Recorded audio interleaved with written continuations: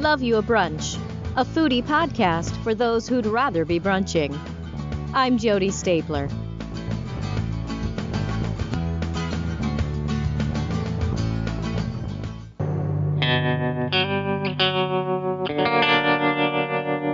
Today on Love You A Brunch, we are going to be speaking to 3 different food tours across the country: Atlanta, Philadelphia, and Chicago. So stick around, hear where you should go on your next vacation, and love you a brunch.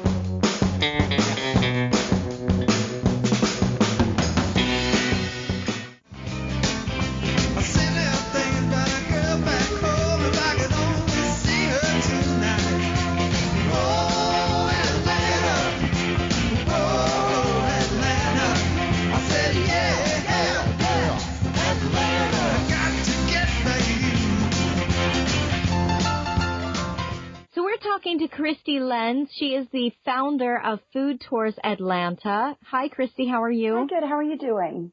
I'm doing good. Tell me about your food tour. Well, my food tour is in a historic area of Atlanta called Inman Park. And Inman Park is a neighborhood that's very hot in Atlanta. Like if you live in Atlanta, you're very familiar with Inman Park. But if you're not from Atlanta, it might be a neighborhood that you hadn't heard of. And so that's where I chose to do my food tour. It's also where I live. So when you come to my food tour, you'll come to Inman Park. And it's been on the National Registry of Historic Places since 1973. And it has lots of really beautiful locally owned restaurants. So on my tour, we only do locally owned and locally operated restaurants because I feel that really gives people an idea of what the neighborhood they're in when you go to something where locals go to where it's a neighborhood restaurant. Right. So we'll go to 5 restaurants, and we do tastings at each. Some are smaller tastings, some are bigger tastings. All of the food along my tour used in the restaurant support local farmers, so they use local produce where available. And actually 2 of my restaurants own their own farm outside of Atlanta where they grow their own produce. Oh, awesome. So it's really, I like to support local, and I think it's a great way to have people eat locally is to come on a food tour. And not all food tours do only locally owned restaurants, but that was something that was really important to me. Right. So then we walk around the neighborhood and we'll do a tour of the neighborhood. And you're right, walking around a neighborhood, it's just a very intimate, lovely way to see the neighborhood. It's got beautiful tree-lined streets and old Victorian homes, and it's got its own storied history over the years that we talk about on the tour. And so we look at art, architecture, history, and culture as we're walking around. Great. To me, that's like the best way to travel and tour the location you're at. Now, how did you get started with the food tour? Well, I spent 20 years in journalism, but I've always really had a passion for food and loved to try new restaurants, and especially with Atlanta's food scene, really within the last 5 to 10 years has really been transforming into something really lovely with a lot of farm-to-table restaurants and then locally owned restaurants that are really doing unique things. So I've always followed this and eaten at all of the best restaurants and went to Paris for my birthday. I turned 40 and was like, I'm going to go to Paris. I'm going to go by myself, and it's going to be awesome. And you went by yourself? I did. Oh, my gosh, you're so brave. I love to travel by myself, and I think it's so hard to try and coordinate with friends and families and trying to get people to go with you that sometimes it's just nice to say, I want to do it, and I'm just going to go. Yeah, that's awesome. And so I went over there, and before I went, one of my friends was like, well, Cristy, you should take a food tour. And there's this Paris food tour, and she helps Anthony Bourdain with all of his restaurants. And I was like, well, that's what I want.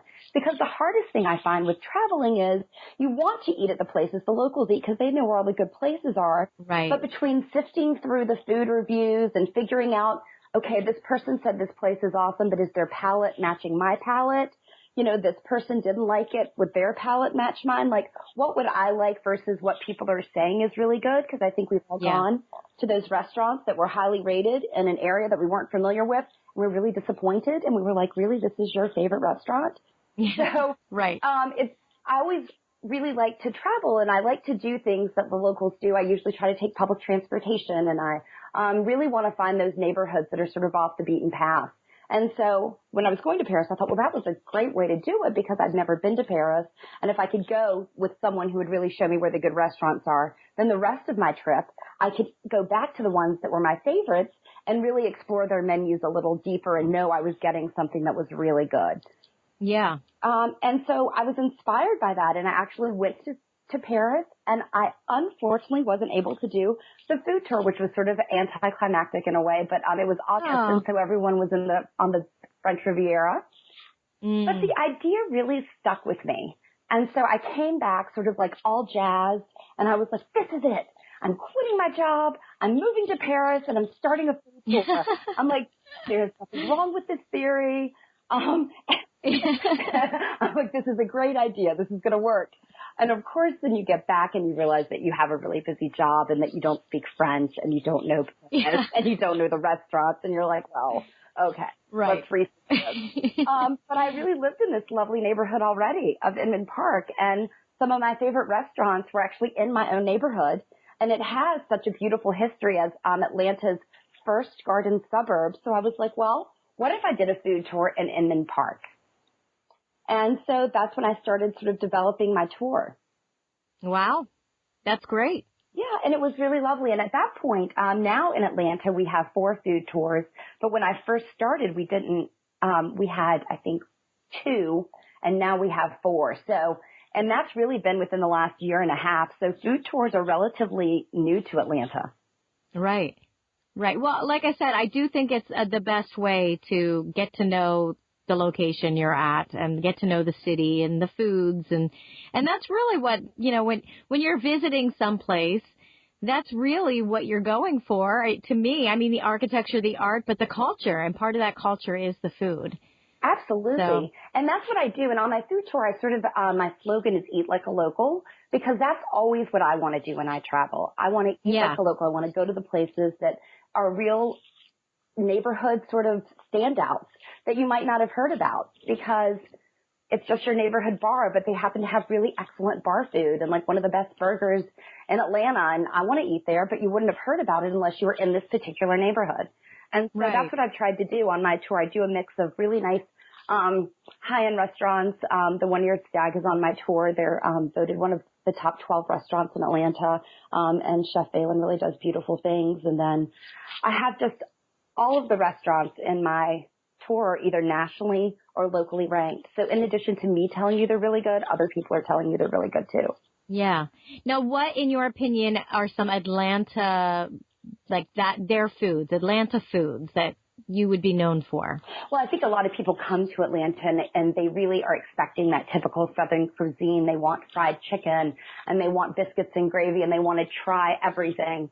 And so my tour is more of a modern take because Inman Park is a really forward restaurant. We have lots of great variety of restaurants.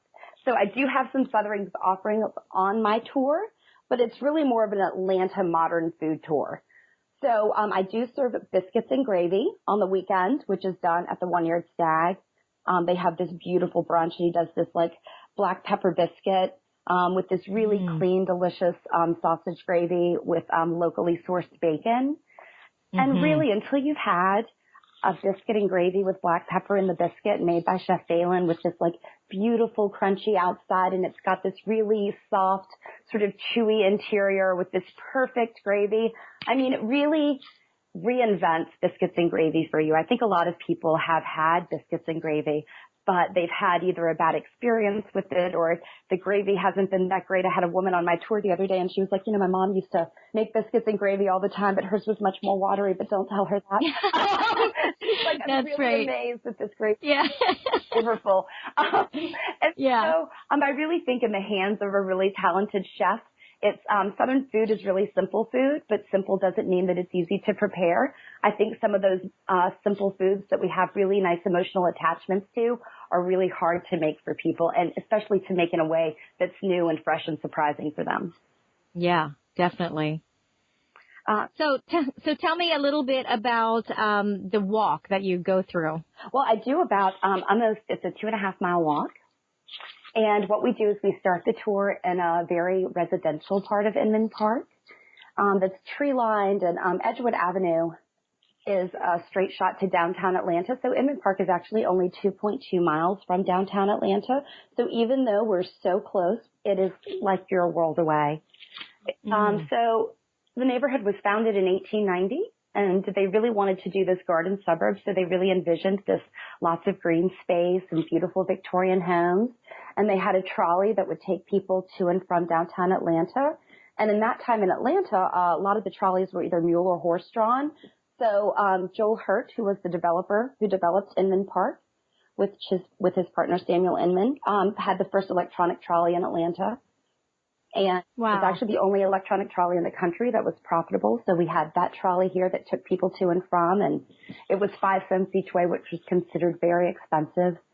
And then you had sort of the creme de la creme in Atlanta living in these like beautiful Victorian homes that were sort of very ornate with spindling and gingerbread detailings and these like open turrets on the top. And the houses were really beautiful. But over time, Inman Park became less posh because people started moving further out. And so it was an upper middle class neighborhood and then a middle class neighborhood. And you can see a lot of the green space as time went on. A lot of 30s bungalows sort of came in across the street from all these beautiful Victorian homes. And so the architecture tells its own story of the way the neighborhood went. And then by the time the 60s rolled around, the neighborhood was all but in disrepair. And so much so that the city of Atlanta was going to tear the neighborhood down to an interstate. And that is how little they thought of Inman Park. And then at the end of the 60s, we had these wonderful hippies move into Atlanta, and they started renovating the area and renovating the houses and really turned it into what it is today, which is one of Atlanta's most popular neighborhoods. Oh, that's wonderful. Yeah. I have never been there, but I look forward to coming for sure. Yeah, it's really beautiful, and there was a real sense of activism in the neighborhood. They really fought against the road and really won, and that's not a common story when you fight against something as interstate, especially in Georgia. We have a great history of approving interstates and a very poor history of preserving our historic structures. So it was a really good win for us. That's great. No, it's a shame that it's like that, but I'm glad that it worked out for Inman Park. Yes. So we walk around and we talk about history in the first part of the tour, and then we go to the Beltline. And I don't know if you've heard about Atlanta's Beltline. A lot of people compare it to the High Line in New York.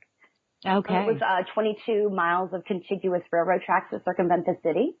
And so we are slowly but surely converting all 22 miles into pedestrian pathways.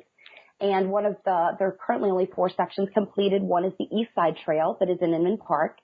And we walk along that, and that is often referred to as Atlanta's largest outdoor art gallery.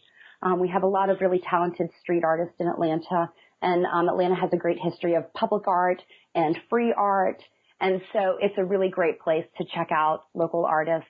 There's obviously some graffiti, and then there's some beautiful commissioned street art, and beautiful also just commissioned works of art. So we walk along there and talk about the art, and really are in a place that Atlantans really do come. I mean, the Beltline is so popular among Atlantans. I always say in Atlanta, give them green space and they will come. Atlanta love a great pedestrian-friendly place to go. And it's got old Fourth Ward Park there where Jennifer Aniston actually just filmed her movie Mother's Day. It was predominantly filmed in old Fourth Ward Park. So it's a great park. So we do a little bit of both. So we start with history and architecture, and then we end with art and culture. Very cool. Now, how can people find you? Well, they can go to my website, which is www.foodtoursatlanta.com. Very good. And do you have a phone number they can reach if they prefer to do it that way? Absolutely. It's 404-822-3884. Very good. Thank you so much for talking to me today. Your tour sounds awesome. I love everything that you've said. I was actually sitting here thinking maybe for my next sisters trip, we have 2 sisters and we always go on a trip together each year. Maybe we'll pick Atlanta. So I think that would be a good one for us. Oh, it definitely would. And if you come, let me know, and I'm happy to recommend lots of restaurants, and definitely hope that you take my tour. Awesome. Yeah, I would definitely take your tour. So yes, thank you very much. And I will be in touch about that for sure. But thank you for joining me on my podcast. You're very welcome. Thanks so much. They cut me out for baking bread, but I had other dreams instead. This baker's boy from the West Country would join the Royal Society. We are sailing to Philadelphia, a world away from the coldy tide. Sailing to Philadelphia to draw the line, the Mason-Dixon line. We're speaking to Elise Castillo from the Chew Philly Food Tours in Philadelphia. So how are you doing? I'm doing well. How are you? I'm doing pretty well as well. So tell me about the food tours in Philly. Yeah, it's a lot of fun, especially because Philadelphia has so many iconic, authentic foods. So it's really representative of those. We have two different tours, but one features the authentic foods, so the tomato pie and the cheesesteak, sticky buns, soft pretzels, those foods that Philadelphia is really well known for and really experts in. And then our other tour has more of a gourmet side where we show off some cheese shops and some craft beers and local bakeries, things like that on it. Yeah. Well, it's funny because I grew up in Lancaster, which isn't far from you guys. However, the tomato pie was something I only learned about a year or two ago because it really is something that's Philadelphia. Yeah, it really is. And you can't get great tomato pie far out of Philly. I mean, New York has some places that specialize in it, and Jersey has a couple spots, but really the best tomato pie is definitely in Philadelphia, and it is a very regional specialty because Philadelphia had a high percentage of Sicilians who came over, and it's very similar to Sicilian pizza or pie. Okay. So that's kind of how we ended up with it in Philly. Yeah, and then, of course, the cheesesteaks. Yeah. I mean, we're known for that. Of course. And, we invented the cheesesteak here, so nobody's going to ever do it better. Exactly. So now where do you go on these tours? Well, we conduct it in two neighborhoods, in the neighborhood of Manayunk and in Chestnut Hill, which are really beautiful neighborhoods, but kind of off the beaten path. A lot of travelers or people coming to Philadelphia for the first time kind of miss out on those neighborhoods, but they're really hidden gems, and definitely for foodies, it's a great spot to go because we have so many great eateries and a lot of small family-owned businesses that have been open for decades, and the kind of places that don't serve a lot of different foods. They really specialize, in a few things, and they do them really well, and they've been favorites for decades and, third generation owned. So it's really fun to show off those sides of Philly that maybe everyone doesn't get to see. Right. Now, about how many places do you stop at? And on each tour we go to 6 or 7 eateries. Okay. And how big are the samples? The tastings are, we like to say it's about equivalent to a progressive lunch in total. So it varies, they're not all the exact same size, but at the end you feel like you had a complete lunch from the experience. Right. In my opinion, when you go to a city, it's always good to do a food tour because you get to kind of know the insides and outs of the city themselves and what the locals are actually going to. Yeah, I definitely agree with that. That's something, for instance, on our tours that we get a lot is when people will go to, they have our cheesesteak on the tour. A lot of them will say, we went to the big kind of touristy places for the cheesesteak first, and we didn't, it wasn't our favorite, and we like to tell them, well, first of all, it's nice to go to places where kind of real Philadelphians go, really where people in Philly would grab their cheesesteak from. And also, when you do have a smaller location, a cheesesteak is a good example because if you go to one place that's a really hugely popular spot, a lot of times they kind of have to, just to keep up with demand, have that meat laying on the grill for a while. So it's getting a little dried out versus where you go, if you go to one of the smaller spots that just the locals know, then they're going to prepare it fresh just for you, and you're going to be able to taste the difference. So I think I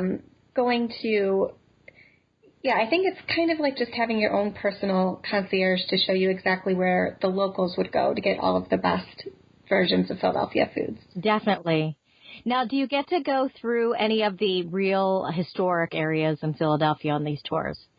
Well, the great thing about Philadelphia is that everywhere is a real historic area, so each of our neighborhoods there. I think when people do think of the historic parts of Philadelphia, they think of, the Liberty Bell and the kind of historic downtown area. So we are outside of those areas, but both of our neighborhoods are 300-year-old neighborhoods. Manayunk was the first historic district in Philadelphia. It's on the oldest canal in America, the first canal ever built in the U.S., and the architecture and all of the mills in the area kind of reflect that. So you do hear a lot about the history and the architecture of the area in both neighborhoods. Chestnut Hill was also a very historic neighborhood that has some of the best architecture in Philly. So you get the food, and then you also do hear the history and see some architecture of the area. Very cool. And then I see is it October that you guys have the haunted tour? We do. That's pretty cool. So tell me about that a little bit.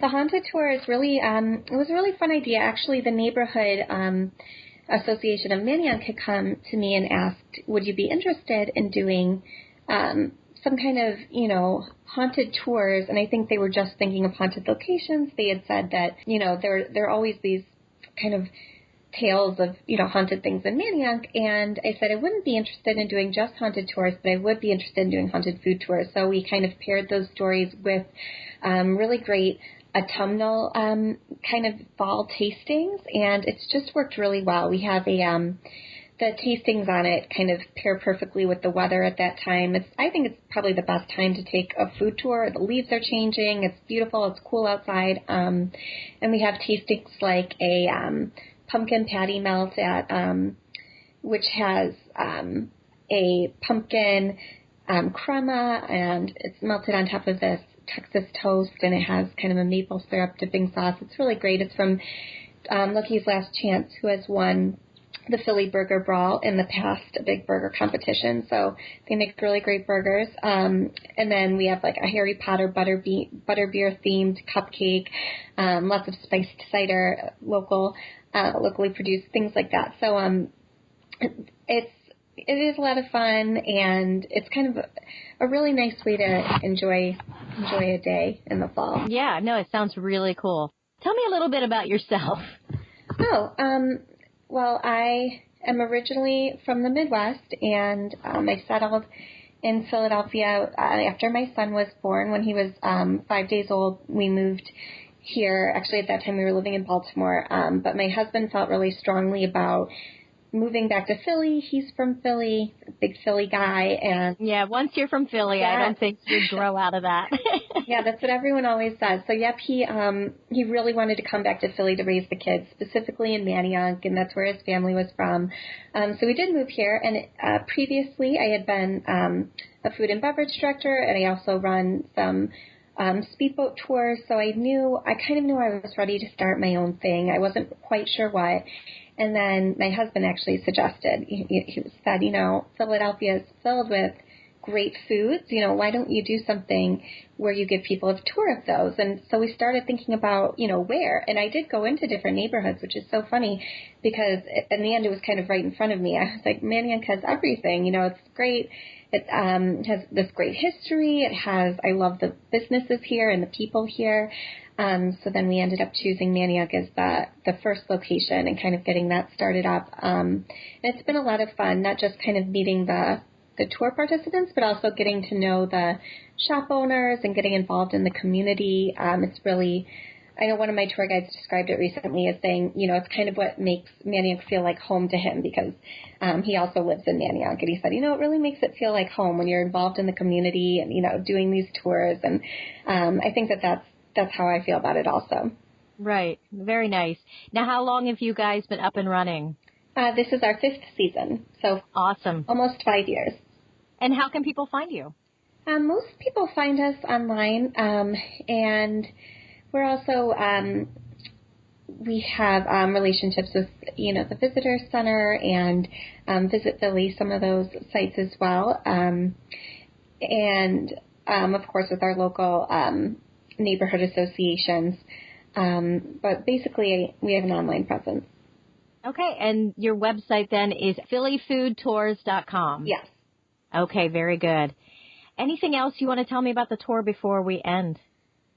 I think the only other thing is that all of our tour guides are locals. They all live right here in Philadelphia, and they're all passionate about the foods. And I really think that lends an extra sense of authenticity to our specific tours. People really like it that our tour guides are, real Philly foodies and have a lot of recommendations and a lot of insight into the foods.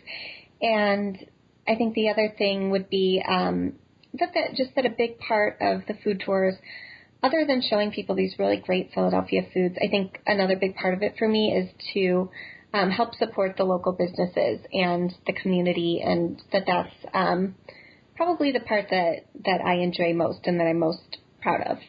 Yeah, no, it's a great business, first of all, and I'm sitting here thinking, when can I make a date with my husband to go down? Because for one thing, I love food, I love history, and who doesn't like a walking tour around a city? Right. So.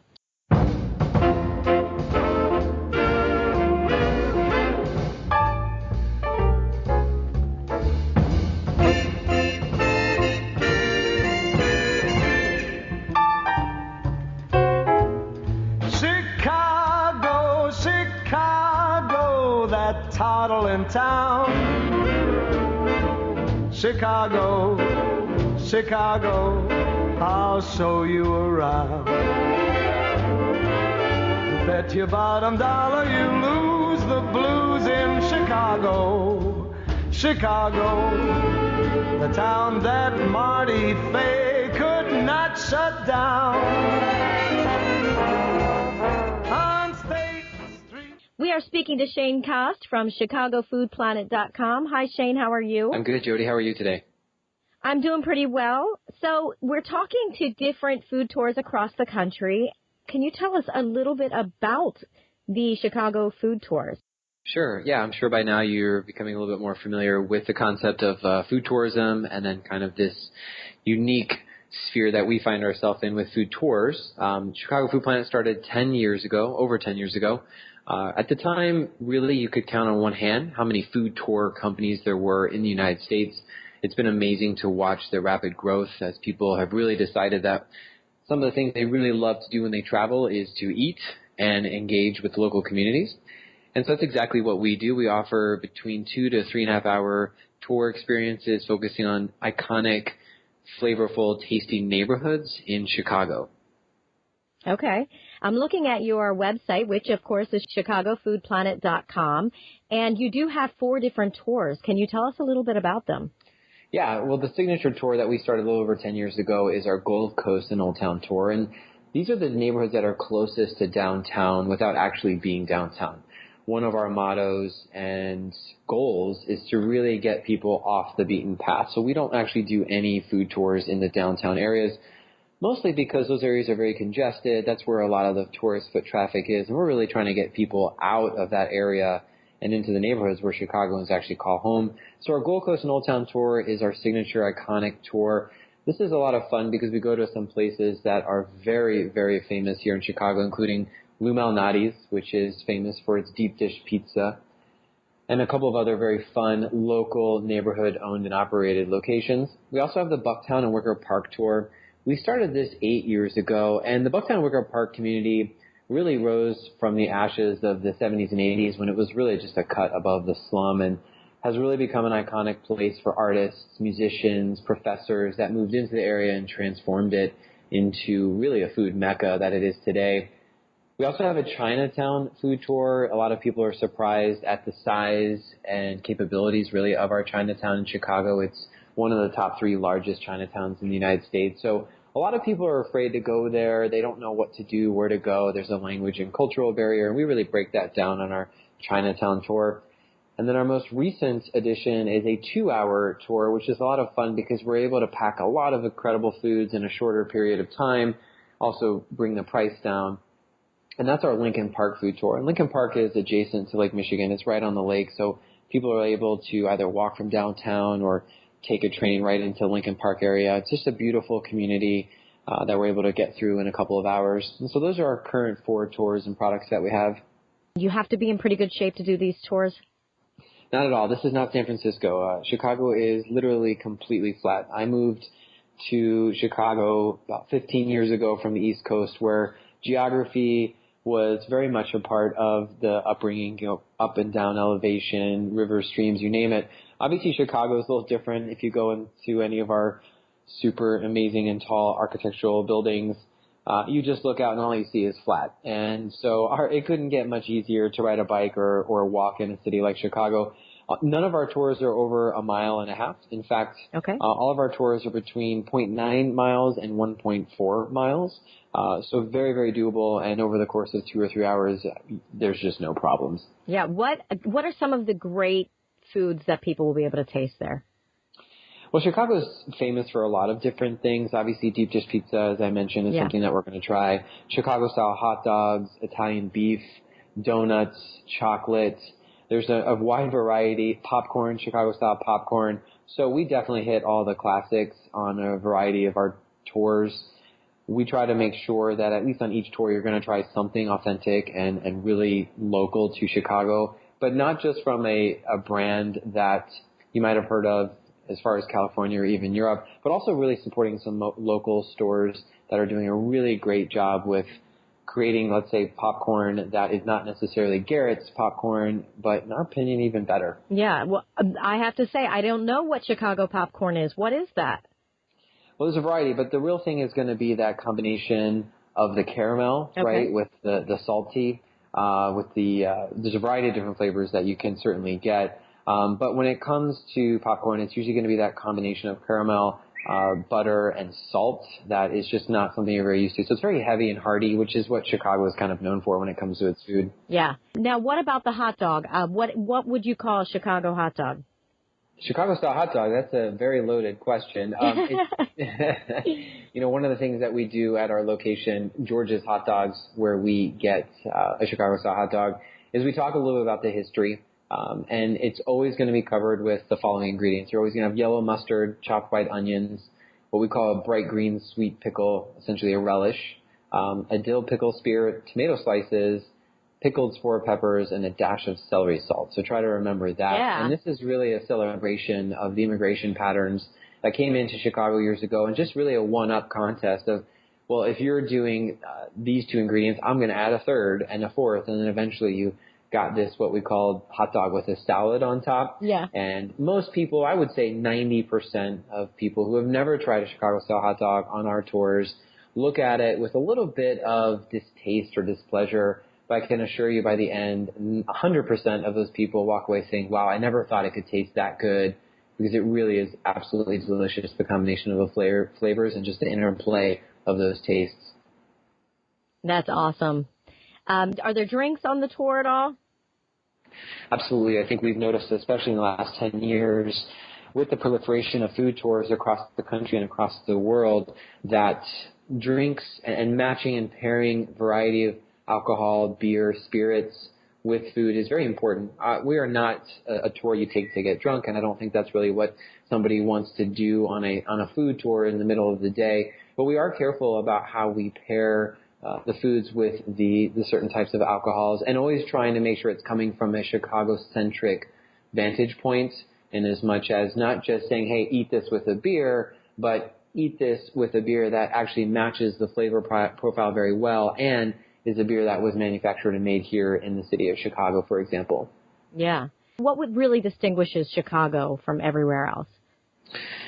I think it's really what you're looking at is how culture, ethnicity, history, and even architecture plays a very important role in how neighborhoods and societies, and especially cities, come to be. So just like if you are in Philadelphia, the first thing that's probably going to come to mind is a Philly cheesesteak. Yeah. If you're in New York City, it's going to be, that New York style pizza. If you're in Chicago, it's probably deep dish pizza. And in New Orleans, obviously, the foods that you would associate with kind of French meets American fusion foods. And so I think that when anybody is traveling, one of the things that you want to do is first, look and see what the local food tours are available. Figure out what the ratings are saying you, whether it's on TripAdvisor and Yelp. Check out their website. Make sure that it looks functional, that it's got a lot of great information about what you can expect, and then really start comparing the different areas of the city that you're in to try to really figure out what do you want to do. I know, for example, at Chicago Food Plan, our website is really trying to help people figure out, okay, I know I want to take a food tour. I know I want to take one with Chicago Food Planet. Now I have to figure out which of these 4 options best suits my needs. And so I think usually looking for some kind of chart that compares the different options is always going to be very, very helpful.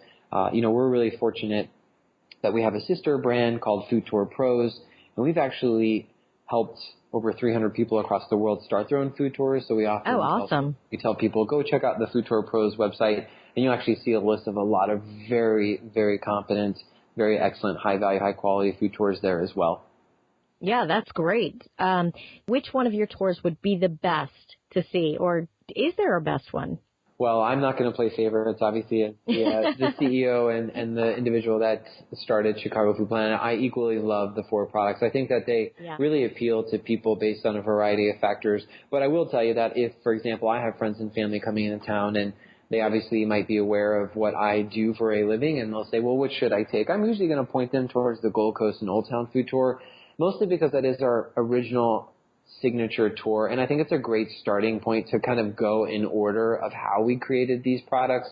And so I usually tell people, go with our oldest and then slowly work through the tours until you come to our newest. And you can kind of see how we devised and created these products. And also you can kind of learn and be inspired by these neighborhoods, kind of going from the oldest tour to the most current. Yeah, so when you're going through, someone's telling you about the architecture and all of that as well? Absolutely. 10 years ago, when we got into this, there was no real blueprint or kind of a DNA spectrum of what is a food tour and what should we do. And I learned quickly that this was so much more than just the food. Now, certainly people sign up for the food. When you see that online ad or you go to a website or even if you get a brochure and you see those words food tour, at first you're thinking, well, that just sounds perfect. Why wouldn't I want a tour where I get to eat along the way? But how can you walk or bike or Segway or bus through any city or community and not also connect those historical, architectural, and cultural anecdotes?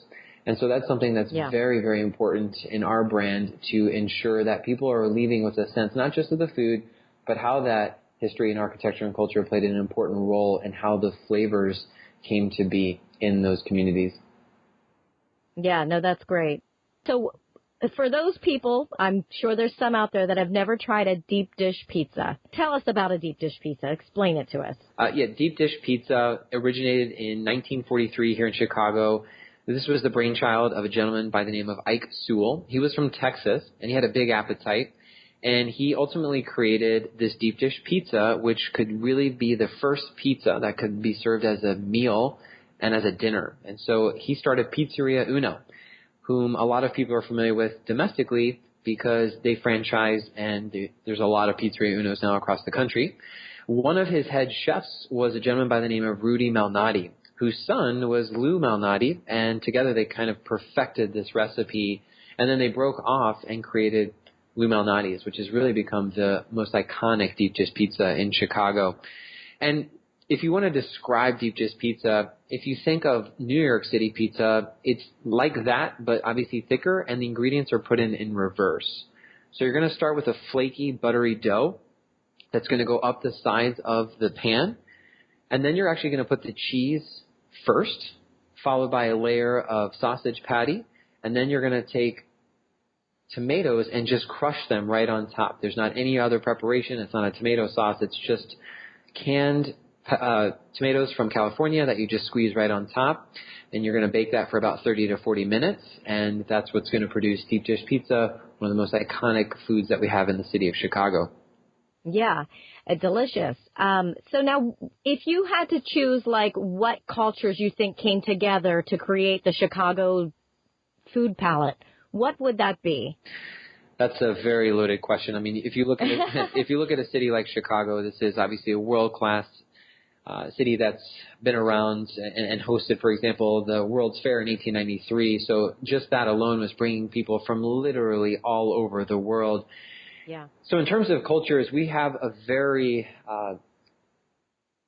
diverse range. I mean, you have entire communities that are just Polish speakers. We have a large Latin influence.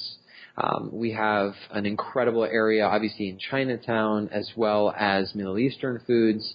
certainly a lot of the European descendants who came over. So you're going to see a lot of Italian sections with Taylor Street, for example. There's Pilsen, which is a heavily Latino-focused community with incredible foods, etc. there. You even have Nordic countries represented with Swedish areas and Norwegian areas. And so when you really look at Chicago, it runs the gamut. One of the issues that we have at Chicago Food Planet is there's so many neighborhoods that are focused on incredible ethnic diversity that how do you pick and choose? It becomes an incredible oyster that we're trying to solve in as much as all the different areas. And so even if you look at Deep Dish Pizza, you are bringing together just this kind of American component with Ike Sewell wanting something big and hearty, with Rudy Malnati, who is from Italy and is looking at this crazy pizza that this guy wants to make and thinking, how can we improve it? So right there is just a perfect clash, if you will, of how cultures come together to produce an iconic food.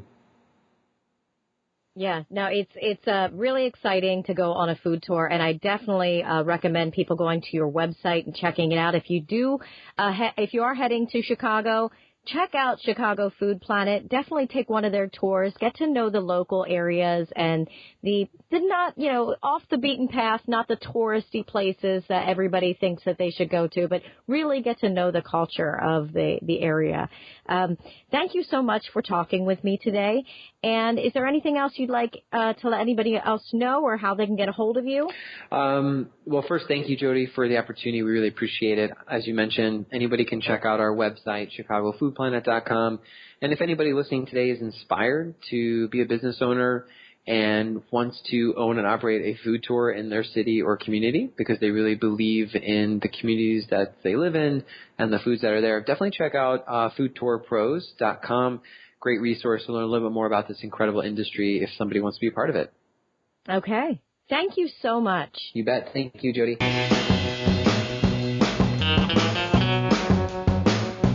Today, I'd like to thank Atlanta's Cristy Lenz from foodtoursatlanta.com, Philly's Elise Castillo from phillyfoodtours.com, and Chicago's Shane Kost, chicagofoodplanet.com. For more information, you can visit any of their websites or go to loveyouabrunch.net.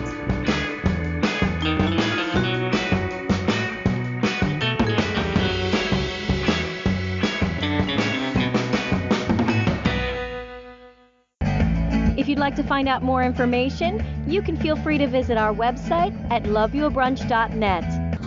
Also, thank you for tuning in to Love You A Brunch. If you enjoy listening to our podcast, please subscribe, leave us a review, and join us on our Facebook page, Twitter, and Instagram at Love You A Brunch.